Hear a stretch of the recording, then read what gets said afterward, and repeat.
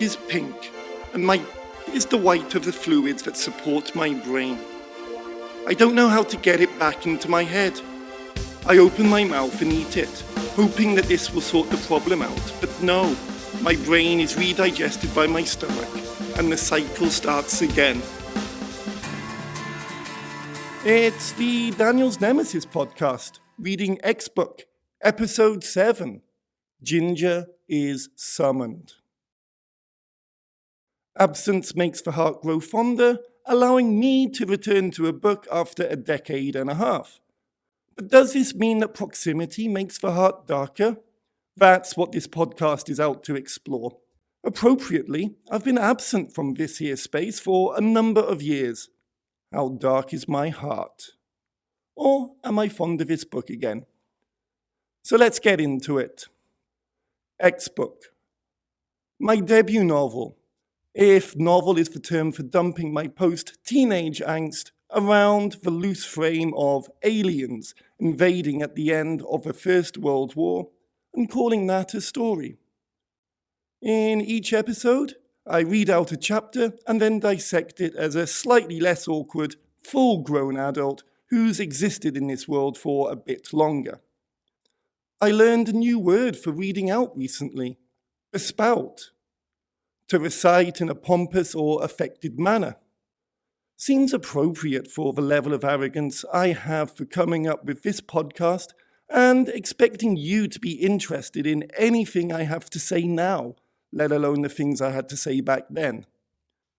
But if you haven't listened to any of the podcasts before, what have you missed? And what have I forgotten about? Ginger has taken a break after fighting for 4 years in the greatest of wars. William has told us why matter transporters don't work in getting a civilization from one dying planet to another fresher planet across the galaxy. And having got to Earth, is looking for ways to get his civilization onto Earth. Please be warned. We have a plot point in this episode. Also, there are disgusting descriptions on a gory and masochistic level here. This one is not recommended for the faint of hearted, but yeah, the plot point is definitely the bigger issue here. And remember, this is fiction. Always fiction. Logic is as logic does. Ginger is summoned. I'm hot. So very hot. I can feel my brain starting to melt inside my head. It's dripping from the roof of my skull where it's slipping down into my mouth. It's falling down my throat and into my stomach where I start digesting my own brain. I have to get it out of there to put it back where it belongs. And now my brain really is in my trousers as I try to piss and shit it out.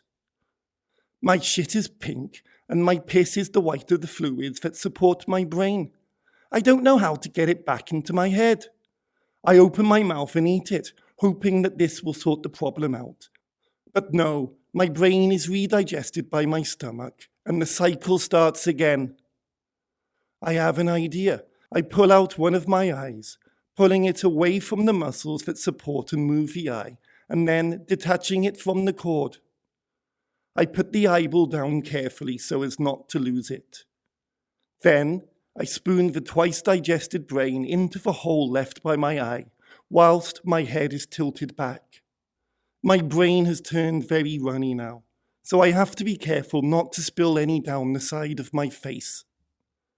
It's still warm from its journey through my body, and I can feel it running back into the inside of my head. Once I've got as much of it out of the jar, and back into my head as I can, I push my eye back in to act as a plug. As an extra security measure, I put in my eye so that it faces the inside of my head. This way I can see whether or not it is all in there.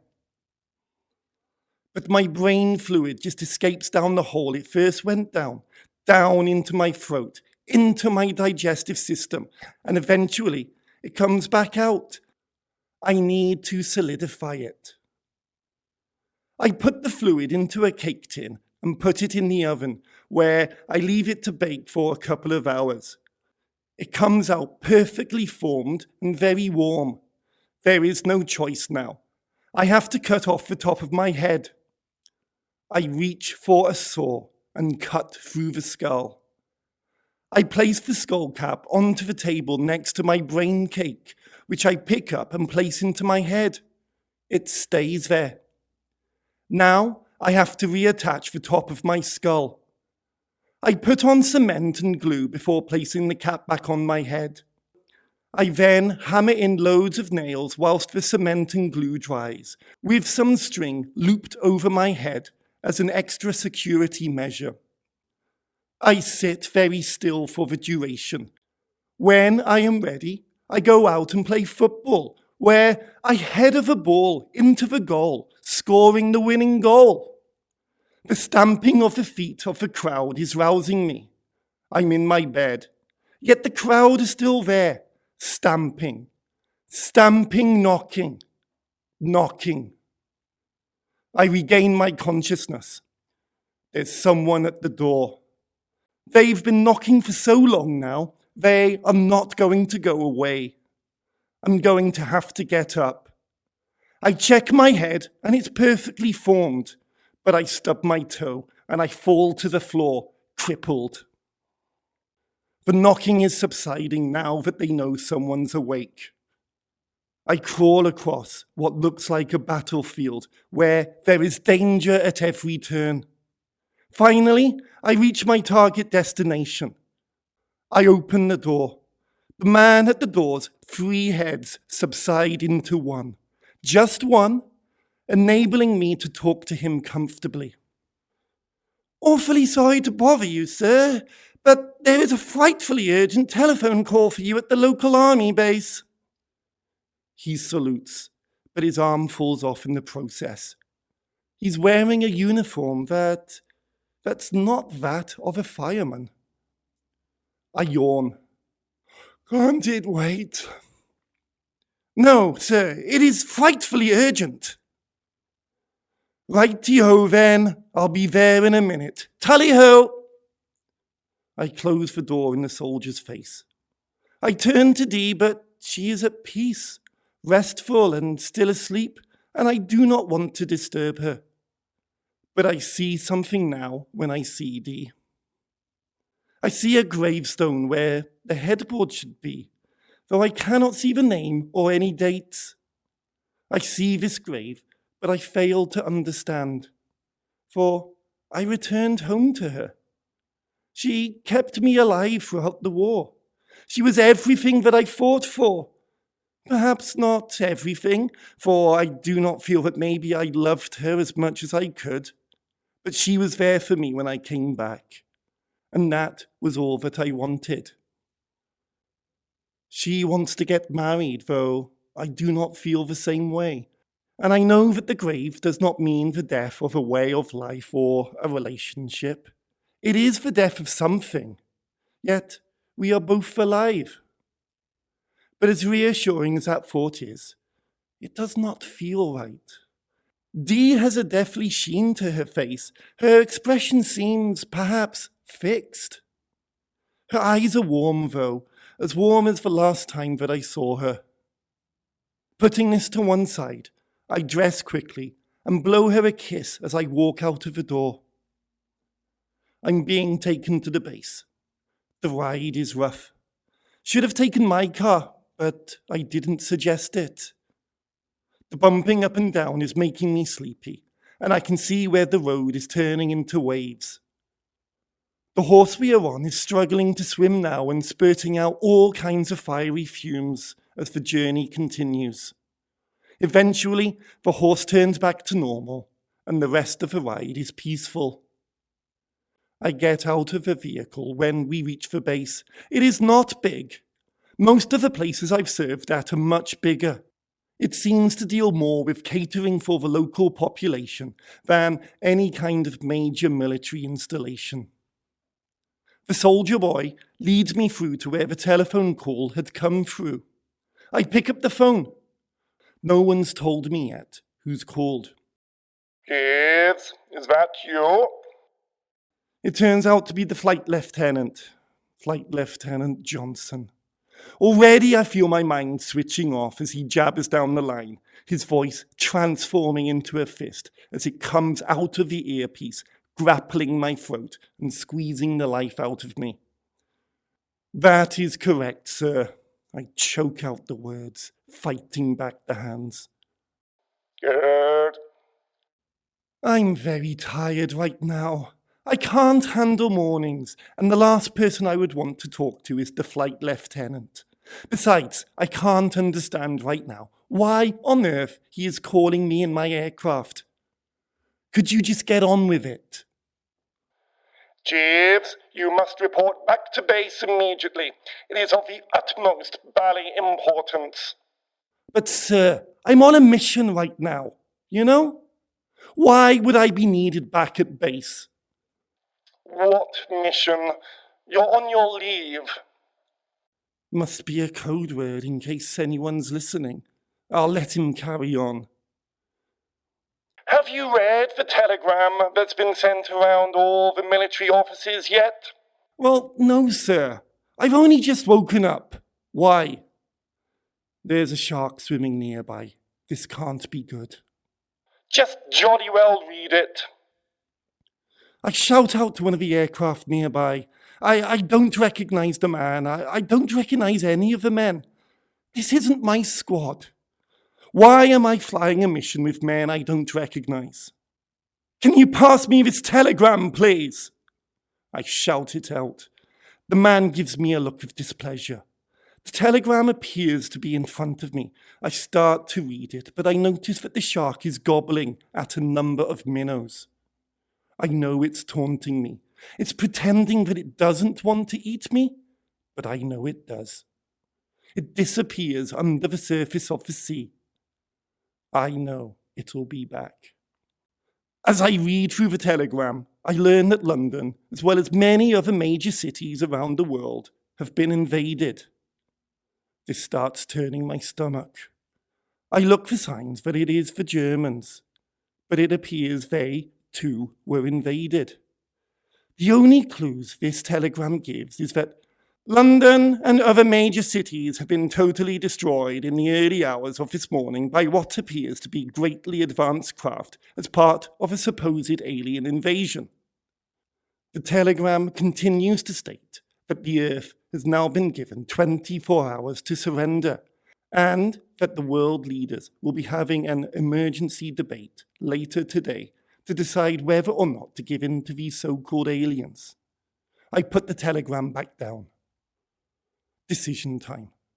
Surely this mission must have priority over the one I'm flying. Yet, I don't want to be responsible for deserting these men and putting their lives at risk. The shark's coming back. I know this means trouble, and I'm afraid. The shark's eyeing me now.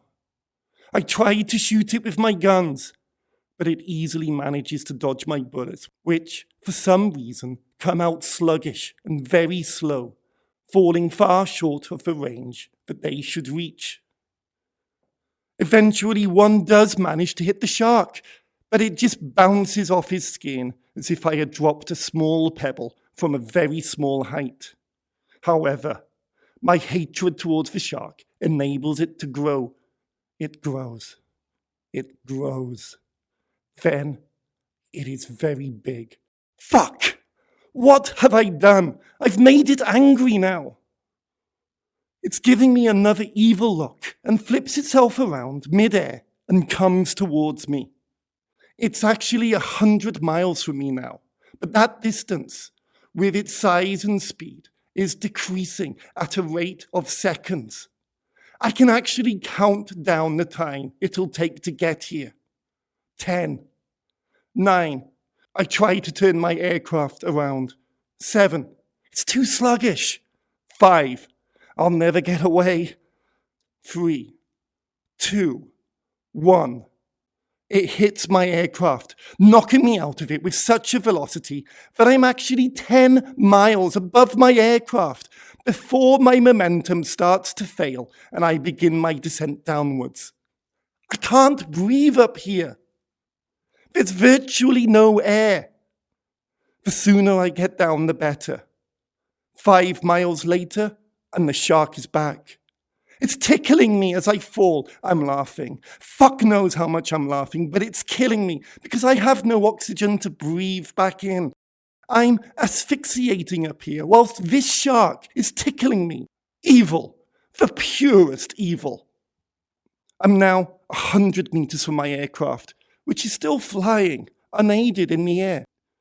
I kick at the shark to get it away from me, but it's too big. I aim myself towards the aircraft, and success! I've managed to land in it. My foot, however, breaks through the floor and is momentarily left dangling in midair.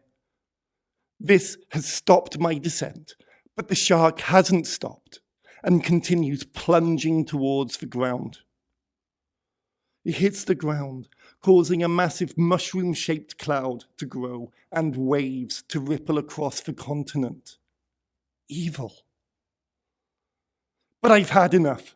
This is shark country. I have to get out of here. Yet something strikes me. Aliens. The fucker was... I sigh. Deeply, inwardly. He was right. I pick up the phone. Sir, I'll be right there. The flight lieutenant speaks in an almost ecstatic voice. See, what did I tell you? Aliens, they do exist, and it's all your fault. General notes. That's the chapter. Now the analysis, and I'm sure that this is where I lose a lot of you. So, I've never been good at setup. It feels like it's dragged, but when I really look at it, it's 7 chapters, including this one? That's 7 episodes? It felt like an eternity. Oh, and there was a 5-year gap that I took, but it did seem like the setup took forever. It got disheartening for me, and, well, it's the end. We are soon to leave the first act and go into the second act, but at least there is progression now. And yeah, I never really understood how to establish the normality. I think I know more about it now, but it was something that just escaped my comprehension previously. I've been harsh on myself in the past, but in just a few short chapters' time, we are going to get into the book that I was genuinely proud of. The part of the book that genuinely made me look back fondly as an accomplishment, and writing that I feel is better than most stuff I read. So bear with me. We are getting there, folks. We are getting there. This is not my favourite chapter, certainly in terms of the visualizations. I feel that they are hack, not to be analysed much, and just crowbarred in for the sake of it. I thought all of this back then, I'm pretty sure. Maybe I didn't, I don't remember, but we'll look at those soon enough. First, I want to focus on structure. Warning, all terms may not be familiar to you by what I call them. I have read multiple books. Everybody has a different term, like they're all copyrighted or something. One person uses a term, someone else wants to talk about the same thing, but has to coin a new term for the same thing. Even one of the main terms that I constantly use throughout this episode doesn't appear in any of the books I am rechecking, but it got into my head somehow. Ladies and gentlemen, we have it, our call to action. But what is the call to action? Essentially, this is where our protagonist becomes involved in the story. Often, but not exclusively, this happens when the inciting incident occurs. Our inciting incident is the attack on Earth. This was instigated by William a chapter or 2 ago. The inciting incident is where a story begins. Anything before that being the normality, in which the status quo of our characters' universes is established before the inciting incident occurs to break that status quo and then proceeds to turn everything that the protagonist knows upside down as the story enters into the second act. What we have with Ginger in this chapter is the call to action, and a more literal example could not have been provided. He was called by the flight lieutenant in order to take action. We have seen Ginger's normality. The status quo is breaking, and he is asked to take his part in the following events. Spoiler alert, he is one of the two main characters. There's a likely chance he may become more than just one of thousands of grunts also called to face this invasion. So, yeah, Ginger has been called to action. A story is forming. What we don't really have here is a point of no return.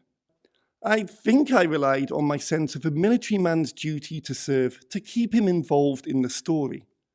I'm honestly not sure if that's actually strong enough here. Granted, he has made a decision, but is that enough to seal him in? The aliens are attacking. There's no return from that. Ginger is a military man and he's not quitting, so there's no return from that either.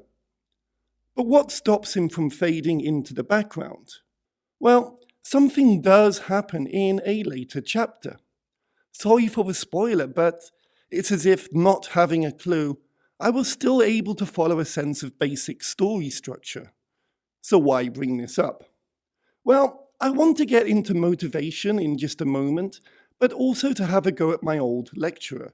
You see, I was taught that inciting incidents, calls to action, points of no return should all happen at once or very close together. A group of 3 narrative devices that go hand in hand to tell us what the protagonist intends on doing as we go into the story, even if we, and the protagonist, learn that that goal is maybe not the real goal that they need to achieve. In film writing terms, it makes for a neat screenplay that you want to market to Hollywood execs who just want to flog another story to China. After all, you're cramming as much as you can into that first 10 pages just so that you can get into the second act as quickly as possible. But it doesn't need to be this way. Ginger's point of no return will come later. And remember, I had no idea of these concepts when I wrote this. I just accidentally happened to do these things because, osmosis from just watching and reading lots of stories. Minor spoiler alerts for Die Hard, Battle Royale, and Back to the Future. Take John McClane in Die Hard. His family are kidnapped. Inciting incident. John McClane decides to rescue them, slipping away as everyone else is taken hostage. Call to action and point of no return. By being trapped, he is definitely unable to return to the outside world, so by making the best of it and slipping away to rescue his family, this is his call to action. Let's look at another movie/book, Battle Royale. Our protagonist, Shoya, with the rest of his class, is effectively kidnapped and dumped on an island with an explosive around each of their necks. Here, our Triforce is slightly more distanced in how they are presented to us. The inciting incident and point of no return are intrinsically linked. However, Shoya, as the rest of his class does, remains passive, stunned, in shock. They all have a clear future, kill or be killed. Only one can survive. They must kill each of their classmates in order to win the game and be the sole survivor. As the rules are explained, the class as a whole does nothing. A couple rebel, only to be killed. Shoya's call to action, what marks him out, is reaching out to another student with the goal of keeping her safe. The call to action is close to the other two devices, but a few story beats and plot points get in the way of those two key events. Back to the Future. Well, everything kind of happens together here. The Libyans attack, causing Doc to get shot. In an attempt to run away, Marty gets into the DeLorean and forgets, understandably so, everything the doc has carefully explained. To this point, Marty has effectively been an audience surrogate, but with the Libyans arriving, this alters things. By accelerating in an attempt to escape, he is transported from his present to the past. The car dies, and he is left wondering how to get back to his present, or the future. The point of no return causes his call to action. So what am I saying here? Effectively, that the call to action is the character's primary goal for the story. In Battle Royale and Back to the Future, we have a very major shock to each protagonist's world. Whilst they would rather the initial domino that set them on this path didn't fall, they are very willing to get back to the normality that they began in. Their call to action is from within themselves. They push themselves into action. They also have something to lose that is made quite clear from the start. Their own life, as well as their loved ones, or a way of life, effectively causing the loss of the ones they love. So, okay, XBook. Aliens instigate an attack on Earth. Ginger is told to report to base as the humans prepare to counter. Characters that we have looked at have been pulled into a story against their will, but they have a clear goal ahead of them. However, a hero can be very reluctantly called to action. Their actual motivation here being to sit down in front of the telly instead of, taking on an entire civilization single-handedly. But outside forces, like a flight lieutenant calling you up on your leave, is what drags you into the story. I would argue that a reluctant hero is one who is pulled into the story against their will, their primary goal being very different to that which they must achieve. A reluctant hero, if anything, fights becoming the protagonist. Their primary goal, if pulled into events, is just to get back to a state where they can flop down in front of a telly, hopefully their loved ones being with them. Much like John McClane in the third Die Hard movie, or any of the good ones, McClane doesn't want to be there. He's an outsider each time, dragged into the business going on. Can't you just let him get over his hangover in peace? No, the baddie is just going to keep making demands of McClane, else people will die. Meanwhile, McClane would rather complain than try to take on the baddie head on. Let's remember this is a podcast about a book, so let's go literary for a moment. Rincewind from Discworld. Rincewind is a coward and does his best to run away from danger, from the story.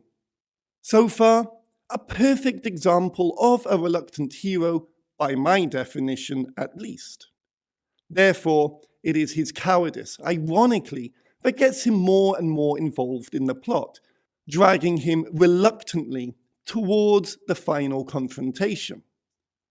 It isn't external factors dragging Rincewind into the story. It is Rincewind desiring to be external that pulls him into the mechanics. Ginger isn't a character as cleverly designed as Rincewind, however, nor as cowardly. Rincewind equally has clear motivation, to hide away from trouble. Ginger just seems unaware. Rincewind is very active in his desire to not be an active protagonist. So far, Ginger has just floated through the story. There's barely an awareness, let alone a motivation, other than to take leave. Many characters are reluctant heroes. Action genre-wise, many are.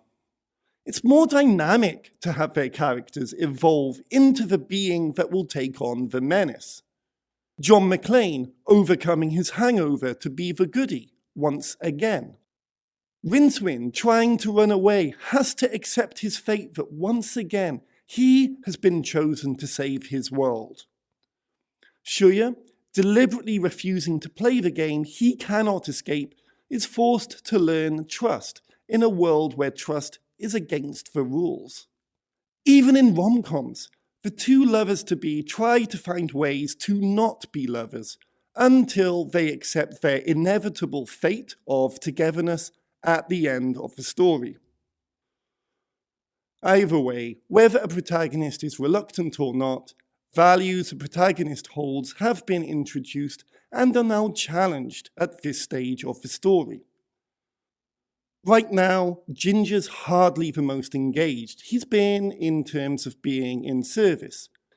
He's actively forced a vacation to take him away from the world he has known for the last 4 years, and he's exhausted from the war. Would being called back in be either what he wants or needs right now? He's unmotivated, which sets up our next overarching question. How is this reluctant hero going to get himself involved? By the way, I put different sets of quotation marks around both the words reluctant and hero. And that's what we have in Ginger, a reluctant hero. Don't we? By accepting the call, he's not fighting to stay out of the story, nor has he been given motivation to enter into the story of his own will. The world as he knows it is being turned upside down just by the presence of an alien race. But right now, he's apart from that. His own world is still in the same place that it was. There has been no major shock to his values or how he is living his life. Nor is he trapped in a situation he can't get out of. Back to action, Ginger is kind of like Bruce Willis in Die Hard. John McClane was a reluctant hero. However, the analogy is not clean. He had a family to save. Everyone else he saved along the way was a bonus. Reluctant or not, he has motivation. This is where we get into micro versus meta-narratives. Sometimes it's easier to relate to a character who saves the world when they really want to just save a couple of key people. Someone who sets out to save the world seems more distant. The micro-narrative makes us care more as we can be more attached. The other 7 billion plus people the hero saves is just a nice extra. So what is Ginger's micro-narrative? A shark? Okay, so there's the issue with Dee. But the way that he talks about her, he's distanced from her in some way that he can't work out. Does he equate fighting the aliens with getting closer to Dee? No, he's more worried about a shark. The world hasn't turned upside down for Ginger yet, so there's no internal desire to go and kick alien backside. He needs to have an external force bring him back to base, as he's not going to do it himself. And this is where we have a dilemma. There's no strong force acting on Ginger, either from within or without. Right now, he's just a man following orders. There's nothing at stake for Ginger, so therefore, there's not much for Ginger to react to. At the moment, William has only issued a threat. There's no real sense of what is to come. We can imagine devastation in our heads, but that comes from our own schema, our own anticipation based on films and books that we have read. Ginger doesn't have that. He has sharks. Can we then trust Ginger to bring his A-game that we've not really seen much of, or is he just going to cruise through this story? As a character who seems to base his actions on the things happening internally, it would seem that cruising through would be the answer. chancing his way around the external situations that he is faced with. Well, let's see. But John McClane has something to lose by not becoming the protagonist. If he doesn't save his family, he will lose them as no one else can or is able to save them. Shurya risks his life and those he loves. Marty McFly risks never being born and altering the course of history. And even if he doesn't know that immediately, he knows very clearly that he's trapped in 1955. What does Ginger have to lose if he doesn't want to join in the fight against the aliens? Again, no stake has been introduced. There has been no point of no return to seal in Ginger's, at least, immediate values. However, this is still the early stages of the book. This is still a time to lay down questions, not to answer them. Ginger's motivation isn't clearly laid out yet? Fine. But I can lay down the question. What will his motivation be? Why is Ginger the person for this story? A well-told story can answer these questions at a later date. How does Dee relate to all this? Is she the micro-narrative function of the story that is currently being underplayed? At this stage in the book, going into the chapter, before receiving the news, Ginger's motivation right now, as established in earlier chapters, is rest, recuperation. He's still mentally exhausted after a 4-year introduction into modern warfare. It's taken its toll on Ginger. He's not battle ready. Of course, he doesn't want to delve himself into new conflict, possibly more terrifying conflict. Here, the surrealism suggests this. His brain is tired. Hence the melting and other issues in the first surrealist visualization. In the second main surreal visualization, as he is given his new mission, his mind is playing out an internal struggle to accept the mission or not.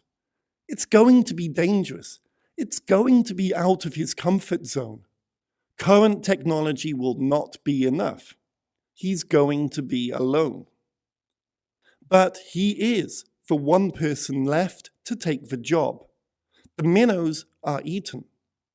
That bit of arrogance that was shown in Ginger's first chapter, his arrogance is the thing that drives him forward.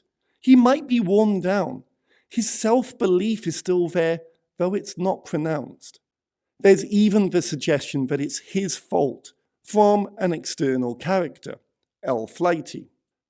If Ginger is the type to believe that the world revolves around him, this would play into that belief.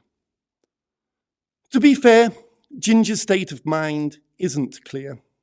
His acceptance of the mission is more about his relationship with the flight lieutenant. Ginger has been proved wrong about something stupid L. Flighty said in an earlier chapter. This seems to be the real motivator for the time being. Will we learn anything more about Ginger's motivation in the coming chapters? I don't know. Don't ask me. The fact that I don't remember may suggest something about how clearly defined Ginger's motivation throughout is. Wow, I wish I'd thought about all this at the time of writing. As far as I was concerned, Ginger accepts the mission because Will Smith did in Independence Day. Taking a deep dive into Ginger's motivations like this makes me sound like I was competent back then, rather than just stringing a bunch of random ideas and hoping that they come together to form something. Kuleshov experiment, Soviet montage style, getting the reader to do the hard work of constructing a narrative instead of doing it myself. However, this is all stuff that I have extrapolated from my own much later analysis. You may be thinking something very different, which leads to the point. If it's not on the page, it's not there at all. I can't hope for a reader to interpret things in the same way as I do. If I want a reader to think something, I basically need to tell them. Not much later, as happens in death of the author scenarios. We need to go further. There's a whole major aspect of this chapter that I've not yet delved into, but it needs to be looked at. This is the Psychologist's chair, or a rather meta chair as I stand back to analyse the methods in which I attempted to put myself down on paper. This is less looking at me, but looking at the me that I was trying to be, whilst still being me, and highly editing it to not be me, and, well, subjectivity, objectivity, who watches the watchers, blah, blah, blah. Yeah, it's just meta today. Basically, I asked the question of how anti-narrative devices can be used for narrative purposes, at least whether I can be capable of doing that. So let's begin with our opening visualization, the one with the brains. Why is it there? Because I could, I suppose. However, this visualization gives a sense of where Ginger is, a fractured sense of self. His mind just isn't right. His brain is not acting the way that it's supposed to. Yes, he's on leave, but he definitely hasn't recovered yet. He needs mending in order that he can go out and score a goal. Is that a metaphor for functioning normally? Perhaps, but let's leave it at that. Ginger is telling us, if not himself, that he is not in a fit state right now. We may have worked that out, but Ginger doesn't seem to have, despite his visualization giving him that message. This may not have been the original intention, but as today we are doing structure more than my psyche, let's leave it at that. Though I still admire the logic that gets employed, and it works, were it to be completely isolated from anything else. Then there's the shark, circling as Ginger has his phone call with Flight Lieutenant Johnson. This is where I truly think things got a bit hack. Was I just peppering up a bland chapter with BS surrealism, rather than working on a real beginning, middle, end for this chapter? This shark is a clear metaphor for both the flight lieutenant and the Trascons moving in, shaking up Ginger's world. Oh, shit. Did I accidentally do structure? If so, it doesn't work. It may be a representation of the inciting incident, personalizing it for Ginger and foreshadowing some of the stakes, albeit in a confusing way. But is this it? Is this where Ginger gets his primary motivation? As someone interested in surrealism, using dreams, experimenting with automatic writing, was I making a poor attempt to hide a metaphor? For the purposes of this podcast, when I talk about surrealism, I am referring to the film movement that grew out of France in the 1920s. I mean, geez, are we really at a point in time where I now have to qualify which 20s I am talking about? Yet, I am not talking about the Surrealist Manifesto from that time. To qualify, Scrubs is surreal. It doesn't follow the rules of the art form I am referring to. Ally McBeal was surreal. Same thing. With surrealism, should the author be aware of a metaphor or be totally distanced from the abstract meaning of a piece? Is it the author's intention to use exclusively metaphors in surrealism? If a metaphor is known, should large efforts be made to hide it? I don't know. Everyone has their own different style. Everyone reads or views wanting something different. And surrealism has shifted a lot in the last century, from Dadaism to the Surrealist Manifesto to weird little daydreams that occurred in Scrubs and Ally McBeal. But I just feel this chapter is weak in its deployment of surrealism. For me, true surrealism was always a complete breakdown of traditional narrative storytelling with dreamlike scene after dreamlike scene, with the only connective tissue being the associations the viewer brought to it.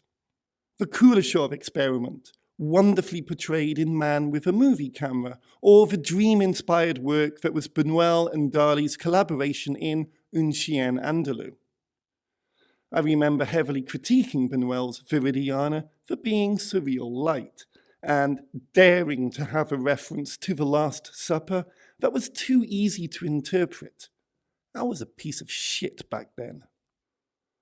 However, there I was, also not hiding my own metaphors. But again, what surrealism is and should be is open, and something I'd like to explore more in an episode perhaps not focusing on this book. After all, I am doing Death of the Author here. Oh, fuck you. I'm still here. I live on in my writing. Oh, hi. Nice of you to pop back in. I don't notice you defending this chapter very much. Oh, fuck off. No. I'm actually interested in what you have to say. I like film studies after all. Anyway, I'm Death of the Authoring my book by openly explaining how I interpret things, and, well, you guys are welcome to bring your own interpretations to the table. But I think with both of these visualizations, I was more conscious of them in terms of using them as a frame. To me, they don't blend very well, and by frame, I mean padding. They come at the beginning and the end of a chapter. The first is disconnected, which isn't actually that unusual for me, and the second is perhaps too neatly woven in. Just rereading it now, I actually think it works better than I suggested in my criticism earlier. See? Just enjoy. Get carried away. Don't tear it apart. Well, people like the tearing apart process, more so than the original text. It's what the internet does these days. The second visualization seems too neatly woven in, like it's crafted, not arted. Or is it more like street drugs, a con, white detergent powders mixed in with the coke because it looks similar, even if it's disastrous to the mix and the person who takes it? The second main visualization, particularly, feels contrived to me. If there's something that I do believe, even if I can't tie what I'm doing to any particular genre or style, I do... And let's be proud of that. I do feel that what I wrote should have come from the heart, if not the unconscious. The second visualization feels contrived because it wasn't me. It wasn't Ginger. It wasn't X. It was storytelling. Conclusion. Whether I knew the structural terms discussed earlier or not, I needed Ginger to accept the mission. There's a lot of consequences should he not accept the mission, even if they don't affect Ginger directly. Back in Independence Day, Will Smith has clear motivation. He stood at his doorstep with a giant spaceship hovering above. That's pretty personal, right? The coordinated attack on each of the cities is just a topper. However, Ginger is isolated out in the countryside. There aren't the huge spaceships above him. There's just a piece of paper and a buffoon at the other end of a phone line. How do you make something real to a character who is just too far away to grasp what is going on? What is at stake to Ginger personally? As far as we know, everyone he loves is with him. Everything he needs is with him. What's to stop him just shrugging his shoulders and saying, it's not his problem, or thinking that it's just a prank? So I painted this scene where he seems surrounded by death and destruction, foreshadowing what would happen if he doesn't act. But Ginger also believes that there are consequences for those he feels responsible for if he does take this mission. Honestly, it's a bit of a confused mess. If what's happening in the external world isn't enough to slap Ginger into action, whatever is going on in his head is a mess. I think this is where my effort at stylized storytelling begins to fall to pieces. A real, credible stake is necessary at a crucial stage in a story like this.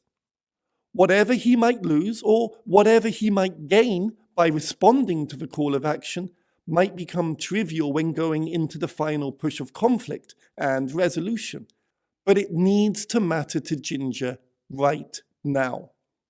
I tried to use surrealism to push him in that direction. I knew it had to have an effect, so I molded the visualization. But it's not a real stake. Even in his head, it's not a real stake. The shark is done for. The squad he is flying with is forgotten about. Other non-stakes are death metaphors around Dee and him emotionally distancing himself from her. It's a clash. Anti-narrative ideals to push Ginger at a crucial moment of narrative structure. There is too much narrative in the surrealism, and the surrealism weakens a keystone narrative moment. I guess that I can't have my cake and eat it, even if it's a brain cake. Yeah, and you can't ask people to like your writing as you explain why it's so bad. The point is that I made the decision to have a more typical narrative. Whilst there are many occasions where I do blend the anti-narrative in with the narrative, what we have here is a keystone moment. So the problem is that narrative storytelling has rules, and I didn't know enough about the rules to break the rules. In other words, I didn't know enough about what I was doing to know how to fix this. It's moments like this in the book that made me go to university to learn more. Not knowing enough about how the call to action worked, I didn't know how to fix it. Likewise, if I had wanted to pursue more of the anti-narrative route, I didn't know how to smash the rules and create something from the rubble. What we have in this chapter is just perfunctory, a rickety shack. It can support itself and the following chapters, but the slightest breeze, and it's going to have problems, if not collapse completely. Now, we can talk about 3-act structure, 2-act structure, 5-act structure, 7-act structures, whether they even exist, or are just variations of what is ultimately a 3-act structure. We can talk about midpoints, should they be a false high or low, act turning points, climax and resolution. Are these devices required, or do they just help market a story? But what gets someone into a story is important. If we are constantly asking, why doesn't X just walk away? Then that breaks the story. I see why the point of no return is often hand in hand with the call to action. But we just need to accept that Ginger is a military man and he is doing his duty. He isn't aware of the gravitas of the situation, so does he need a reason to back out? D clearly isn't enough of a reason for him to not join the action. Maybe he's so institutionalized that having his leave removed from him is not a biggie. Though I only just thought of that. So that was definitely never in the book. If it ain't on the paper, it ain't there at all. This moment of Ginger getting into the story is serviceable. It isn't strong. One can argue that it's not functional, but it's serviceable. Things start getting better very soon. Story structure may never be a strength of this book, but it does get better. All this means is that we have to continue the story with the acceptance that Ginger at this stage can't back out. Why doesn't he? 'Cause the bloody author tells him he can't. How about that for motivation and primary goals? So here we are. We are at a point when traditionally a protagonist has their first primary goal. Granted, I did say that some of these elements would come later. Well, Ginger does have a primary goal of stopping the aliens, but it's assumed rather than made clear. With a hero with no primary goal, can I sustain the rest of the story? Or is it doomed to fail? Are these the new overarching questions that I am imposing on you, the listener, in a retrospective death of the author style way? After all, what am I doing in this podcast other than creating a narrative around the narrative? Asking you to look at a text in a way one does not normally look at a text, with analysis after each chapter, rather than giving you the chance to look at the text as a whole first, before getting analysis from someone not the author. Or am I looking at this the wrong way round? I did, after all, think strongly about removing Ginger from the story, at least as a narrator, and focusing the whole book on William. William instigates the inciting incident, but at the will of the rest of his civilization. Isn't that a character being reluctantly pulled into the story? Or at least turning the story in that direction, as he clearly has doubts that it's the right thing to do. It's just the only thing he thinks he can do. A primary goal of trying to keep the Trascons safe. And as for a point of no return, I think an 850-year journey with dwindling resources and nowhere left to go might account for that. But that's something we will definitely look at in a later episode. Fuck me. Do you see why I went away for a long time? This is a difficult project to tackle, and it's doing my head in. I've begun analysing my own analysis on top of dragging in a former version of myself to argue with. It's very, very meta. Next week's episode needs to be an easy one. I don't know if I can keep up with myself. What do we have to look forward to? William is watching videos. Well, fuck. There's foreshadowing for you. Reluctant hero getting their desire early, or willing hero denied the ability to do something in the story. Tune in and find out. TTFN.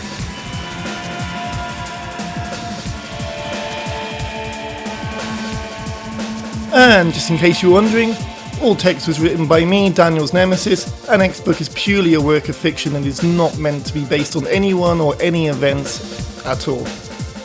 The music was also by me, Daniel's Nemesis, as was the image that accompanies this podcast. It sucks, doesn't it? But there we go.